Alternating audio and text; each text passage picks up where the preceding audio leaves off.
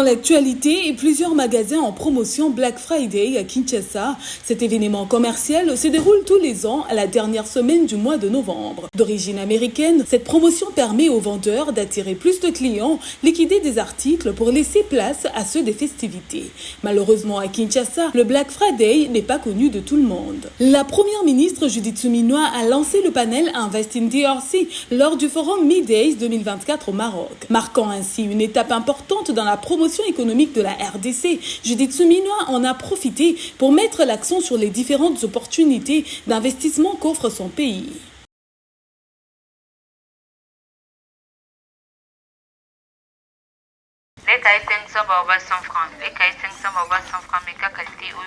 Comme tout petit trou négligé qui s'agrandit, les érosions dans le quartier Matadi-Maï au village, situé dans la municipalité de Mongafula, continuent d'emporter maisons, caniveaux, clôtures, toilettes, routes et séparent les caniveaux comme un volcan en pleine ébullition. Les habitants de ce quartier ne savent plus à quel sein se vouer pour une solution à cette situation pernicieuse.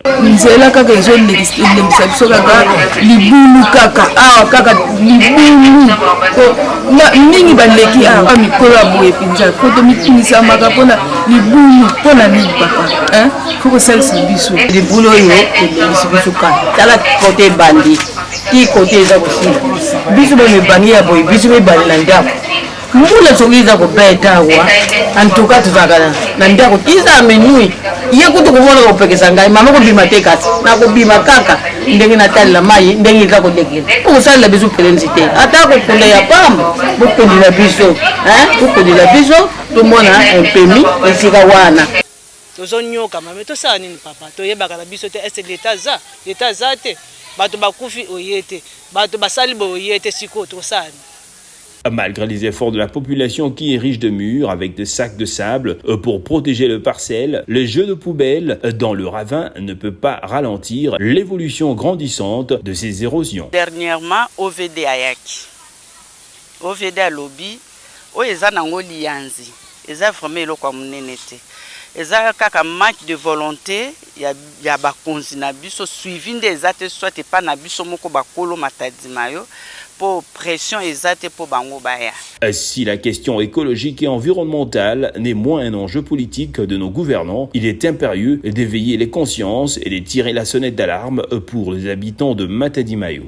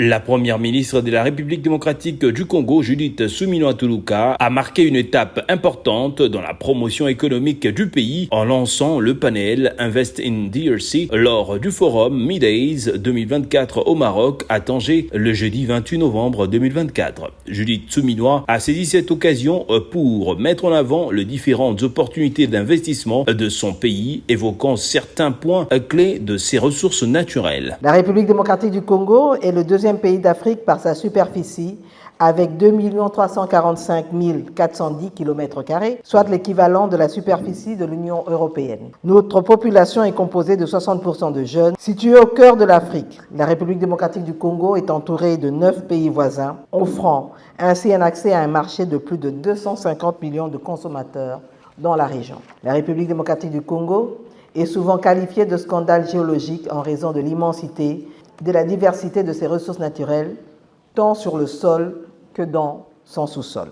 Par ailleurs, la chef du gouvernement a mis en lumière les multiples raisons dans lesquelles la RDC offre des réelles possibilités d'investissement sur le plan économique. La République démocratique du Congo a fait preuve de résilience en terminant l'année 2023 avec une croissance du PIB de 7,5%, soutenue principalement par le secteur extractif. Les secteurs non extractifs ont également progressé avec une croissance passant de 3,1% en 2022 à 3,6% en 2023, portée par l'agriculture, la construction, les travaux publics, ainsi que les transports et les télécommunications. Nous avons un certain nombre d'accords commerciaux que la RDC a pu signer. Elle est notamment membre de l'African Growth and Opportunity Act, l'AGOA, qui facilite ainsi l'accès à un certain nombre de marchés, notamment le marché américain. À cela, la première ministre a lancé un appel clair aux investisseurs internationaux afin qu'ils considèrent la RDC comme une destination privilégiée pour leurs projets. Nous vous invitons donc à venir investir en République démocratique du Congo et à établir avec nous des partenariats gagnant-gagnant. Nous sommes déterminés à vous accompagner par le biais de garanties juridiques solides, afin que vos investissements soient non seulement implantés dans notre pays, mais aussi fructueux dans les meilleurs délais. Judith Suminwa a par la suite effectué une visite marquante au stand consacré à la République démocratique du Congo, animé par l'Agence nationale pour la promotion des investissements ANAPI, installée au Palais des Arts et de la Culture de Tanger, qui accueille actuellement le forum. Lors de cet échange dynamique avec des investisseurs potentiels, elle a souligné l'importance de l'engagement mutuel et des opportunités prometteuses pour renforcer les collaborations entre la RDC et le monde des affaires. Le forum Midays, qui se poursuit jusqu'au 30 novembre, n'est pas seulement un événement de networking, mais constitue également une plateforme où plusieurs dirigeants du monde, dont le président de la République de Comores, le premier ministre de Guinée-Conakry et d'autres premiers ministres et ministres ont pris part à ces discussions.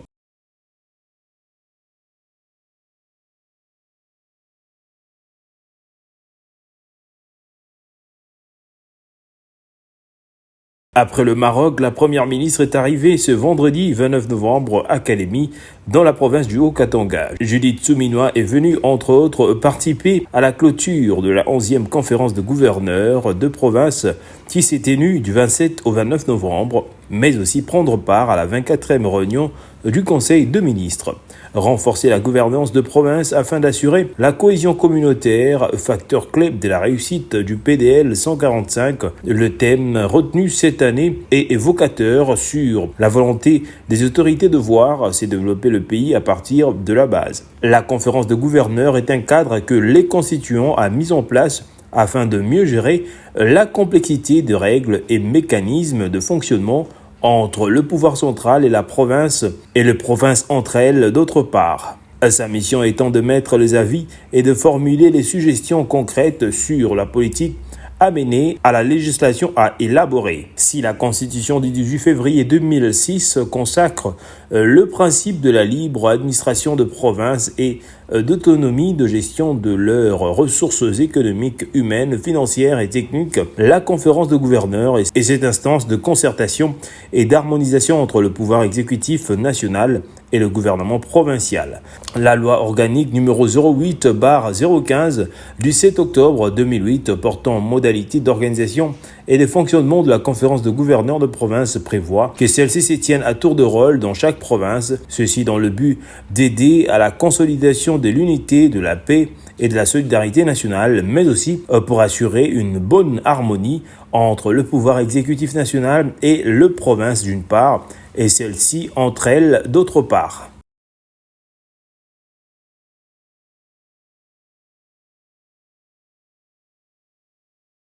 En marge de son séjour officiel au Caire, le président de l'Assemblée nationale, Vital Kamerhe, a été invité par son homologue égyptien, Hanafi Guebali, à découvrir, à travers une visite guidée, la prouesse accomplie par le gouvernement égyptien sous le leadership du président Abdel Fattah al-Sisi, en construisant dans un temps record une nouvelle capitale administrative dont la première phase s'étale sur 40 000 hectares et qui va bientôt s'agrandir de 40 000 autres hectares. Vital Kamerhe, avec la délégation qui l'accompagne, dont le rapporteur Jacques Joly, a été accueilli par Khaled Mahamoud Abbas, directeur général de l'entreprise publique administrative Capital for Urban Development, en charge de la construction et de la gestion de tous les patrimoines de cette nouvelle capitale administrative. Au cours d'une brève réunion avant de procéder à la visite guidée, Khaled Mahamoud Abbas a fait une présentation de ce gigantesque projet qui a coûté au gouvernement égyptien 60 milliards d'euros et qui a résolu le problème des désengorgements de l'ancienne capitale administrative et sa surpopulation évaluée aujourd'hui à 20 millions d'habitants. Situé à une cinquantaine de kilomètres de l'ancienne capitale, ce projet pharaonique qui atteint la démesure offre à l'Égypte, dans le désert, une nouvelle ville verte et moderne abritant les sièges de toutes les institutions dont la présidence de la République, la Chambre des représentants, des bâtiments abritant des ministères, des banques, plusieurs universités internationales, des écoles, des complexes médicaux, une bibliothèque de 5 millions de livres et un village olympique avec un complexe de 80 000 places pour ne citer que cela. Ce projet compte également des hôtels de luxe, un nouvel aéroport de 4 000 mètres carrés, 10 000 kilomètres de voies routières, un métro et une cathédrale d'une capacité de 7 300 personnes. Il faut noter que plusieurs échanges ont déjà été entamés entre le gouvernement congolais à travers le ministère de l'Urbanisme et Habitat pour pouvoir utiliser cette expertise égyptienne dans le désengorgement de la capitale quinoise.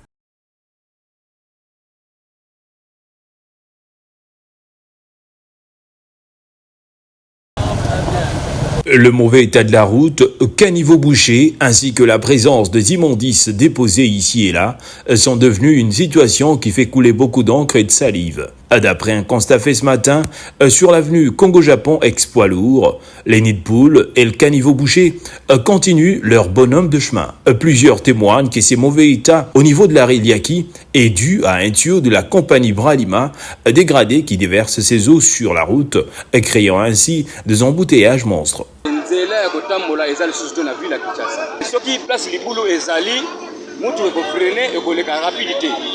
Evide mesi ndenge ezofrene ezocreye balambouteillage. Course okoka kosala 15 minutes ou bien 10 minutes osala yango 2 heures du temps. Nzela oyo ezomonisa biso pasi kabaseni ndenge toza boye okomona soki baye kaka bato babwaki kaka mwa bakayaki oyo ena bamabele oyo ya jaune oyo babwaki eoma donné okomona mbula soki ebeti okomona esali potopoto klasi moko eza wana liboso eza na tio ya nini ya bralima tio ya bralima wana yango ezozwa mai soki elie ebwaki nyonso ezoleka kaka na kati ya bralima ya prince ya poids lourd so tala ya prince moko depuis Lumbumba abanda lelo tala prince ndenge ebebi. Et plus loin encore, toujours sur l'avenue Congo-Japon, à l'arrêt 17e rue Lumété, les immondices sont entreposés en tas. Les habitants accusent les parcelles avoisinantes de la route poids lourd qui viennent déverser leurs poubelles sur la route.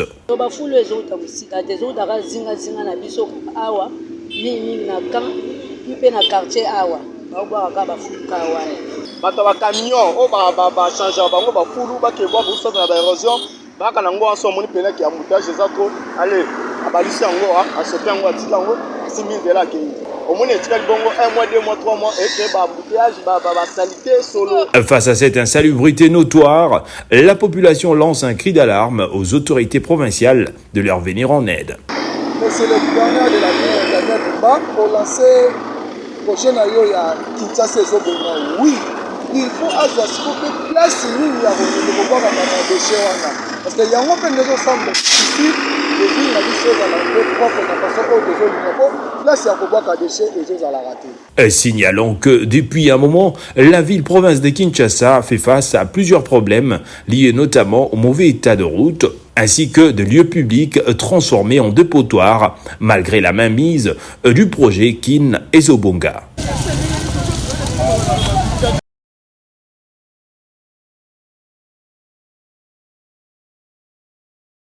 La 11e conférence des gouverneurs qui se déroule à Kalemi a donné l'occasion au gouverneur de Kinshasa, Daniel Bumba, de plaider pour que la capitale soit concernée par le programme de développement local mis en œuvre pour le gouvernement dans 145 territoires du pays. Nous avons ici aussi présent porté un plaidoyer dans ce sens.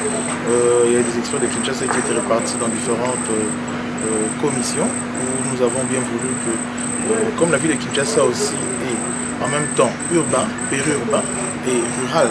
Il y a des coins de Kinshasa où les infrastructures de base aussi est en déficit et nous pensons que si ça serait aligné, ça pourra aussi améliorer les conditions de vie de nos populations, surtout dans le milieu urbano-rural ou périurbain, voilà, où il y a une nécessité criante quant à ça. Donc ce plaidoyer a été porté ici dans cette conférence et nous pensons que les agences concernées dans l'implémentation voudront bien aligner aussi la ville de Kinshasa dans ces coins-là. Parce qu'il y a des endroits où Kinshasa et, admettons, Kwango, ils sont en proximité. C'est-à-dire les villages de Kwango et les villages qui donnent du côté de Kinshasa vivent la même réalité. Or, s'il y a des programmes qui vont aussi pour soulager ces coins de Kinshasa, ça pourra toujours apporter du bon cœur à cette population quinoise. Le propos du numéro de l'exécutif de Kinshasa faisait écho aux travaux de différentes commissions de cette conférence des gouverneurs qui avaient insisté notamment sur la nécessité de réhabiliter et de construire des infrastructures qui permettent une interconnexion qui serait génératrice du dynamisme économique. Daniel Bumba a rappelé de ce fait la nécessité de soutenir son ambition de redynamiser la capitale où tous les enjeux sociaux et économiques du pays sont amplifiés.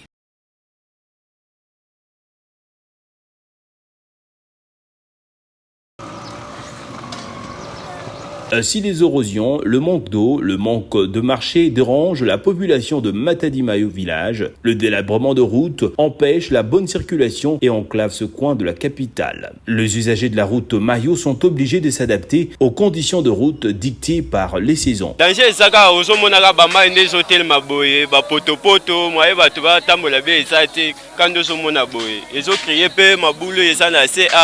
nzela liboso aso moni potopoto eza wana moya oleka eza te to devrait na biso banzela ka ya kati eza mabe zelo ezali mabulu mabe mayi sa musika bi zelo eza musika elanga mabele vraiment bien tuzo souffrir kona zela sewa bongisa biso ka nzela to bula na ba condition mo pasi ba mabulu zelo donc ya koloba kudu te toyeba te siko nzela oyo baotika ngo oyo bakipe te bayeba teke bato bazaka koto to ndeni tosomba quittance oyo esengi ya osomba mikanda manga nyonso tozala nango me nzela baokipe te. Rappelons que cette route permettait aux usagers d'atteindre l'université de Kinshasa, le rond-point Gava, en passant par Kimwenzagar. Grâce à elle, on pouvait aussi se rendre au boulevard Lumumba en passant par Djili Brasserie. L'entretien de cette route est une solution à long terme pour diminuer les embouteillages, de fluidifier la circulation et pallier au manque de routes secondaires dans la ville-province de Kinshasa.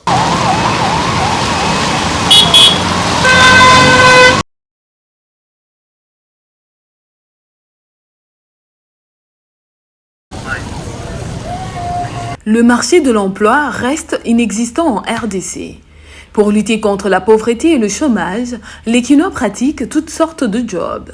C'est dans ce cadre qu'un commerce appelé communément mitraille est en vogue depuis plusieurs années dans la capitale quinoise. Nos reporters étaient sur terrain ce mardi 26 novembre à la place Mitraille, située sur l'arrêt Foulou dans la commune de Bandalungwa. Sur place, les tenanciers de ce parking de mitraille, autrement appelé Katakata, expliquent le déroulement tout en signifiant que ce commerce est florissant. Soki bango basombi babengi biso toye to dépiécer nengo mona to dépiécer to katiango et que limité na Fameco. Na limité bazui pour nous la barre de fer, ba cornière, ba fer plat à travers ma bendeo. J'ai fait 32 ans ici. Ça la biso les amsa mo malamu, pour la mabota. Tout beaucoup la famille et ça vient tout beaucoup là. Donc moi je suis père de 12 enfants. Talara na boti bango nyosawa. Donc ti na boko li bango kaka na kondi ko boko la bango kaka. D'autres ont énuméré les difficultés qu'ils rencontrent tout en demandant aux autorités de structurer cette petite firme informelle qui forme beaucoup de jeunes sans emploi. Difficultés c'est belé tantôt là misusu au sombelo ko moko boye o ezali ya kibuyibi là misusu yo yebi te za innocent au sombelo mo nzoka ne mutate kila yo ayiba kyango ba difficulté za omingi yango na l'état a osala la biso la misala te biso tozo créer biso moko oyo lobby après lobby au monde ce que le connaît en plaire l'état pas profiter na ciment na biso. Mais par contre, au moment où l'État la première personne qui est incarcérée, or, tant que mon biso to qui idée, il y a le quoi responsable, il faut le moyen à structurer biso. Un client trouvé sur place s'est aussi exprimé en ce terme. Ah bon baza ancien batokala depuis biso to bani mamba okumba to bani na monde taxi to sisi taxi to continue personnel en tout cas presque sur mutu que suis problème. Mingi to yaka awa mais mango mingi bateka mingi traité baza pena ba pièce na bon oza pena ke oui les élevés ba ke ba sommer na ba maison et puis ba batandi ba remoteka donc c'est pour cela que to yaka mingi a passé. Signalant que ce coin de la commune de Bandalungwa est connu stratégiquement pour la vente de mitraille.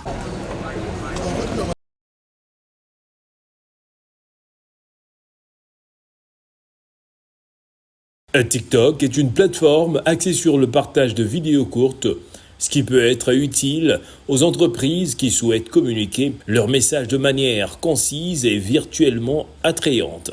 Celle-ci a été créée en septembre 2016 par Zhu Jincheo, qui est le directeur général. La plupart des pays dans le monde utilisent cette application autrement que la vision de son propriétaire. Cet usage bafoue l'éducation de tierces en publiant des vidéos compromettantes. Dans le pays civilisé, dans le pays où ça marche bien, on a fermé les TikTok. Les grandes personnalités, les Trump, leurs enfants, accèdent au téléphone rarement par semaine, une fois pour 4 heures peut-être.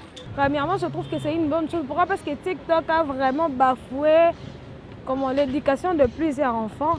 Il y a d'autres enfants, ils partent à l'école, au moment où le professeur est en train d'enseigner, lui, il s'exclut pour regarder les vidéos sur TikTok. Et ça ne lui concerne rien, ça ne lui dérange même pas, il est à l'aise. En RDC, précisément à Kinshasa, les uns et les autres utilisent TikTok pour une raison ou une autre. En dépit de tout, les organisations non gouvernementales et les associations de défense des droits de l'homme veulent d'une fermeture définitive de ces réseaux sociaux car ils participent à la dépravation de mœurs et au proxénétisme. On peut réguler tout ça, gérer tout ça de manière à ce que ça ne puisse pas détruire les mœurs et tout ça, sans pour autant que ce soit forcé de fermer, parce que moi personnellement je serais pénalisé. J'aurais un peu de regret. Des fois aussi je mets des extraits de prédication, des extraits des choses de la parole de Dieu par rapport à cela, moi-même que je parle aussi.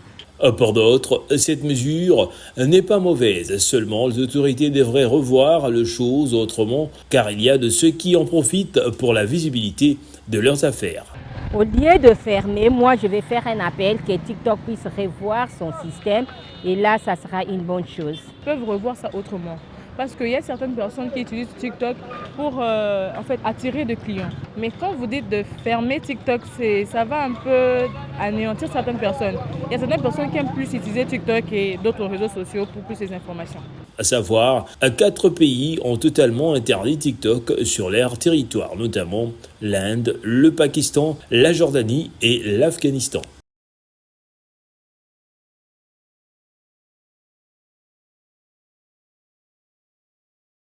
Communiqué nécrologique. L'inspection générale des finances et la famille Batou Benga ont le regret de vous annoncer le décès de l'inspecteur général des finances, chef de service adjoint, Monsieur Victor Batou Benga Pandamadi. Mort survenu le samedi 23 novembre 2024 à Bruxelles. À cet effet, l'inspection générale des finances vous présente le programme des obsèques qui se déroulent de la manière suivante. Jeudi 28 novembre, à 18h, arrivée de la dépouille mortelle par l'aéroport international de Njili pour la morgue de l'hôpital du cinquantenaire de Kinshasa. Mardi 3 décembre, veillée mortuaire en la salle Wiyanoa sur l'avenue Prince de Liège à Gombe, référence en face de l'Izipa. Mercredi 4 décembre à 9h, levée du corps de la morgue de l'hôpital du cinquantenaire pour le recueillement à l'esplanade du Palais du Peuple. Ce même mercredi 4 décembre à 12h, des hommages professionnels à l'inspection générale des finances. À 14h, le corps sera conduit pour l'inhumation au cimetière de Banseke, Nouvelle Cité 2.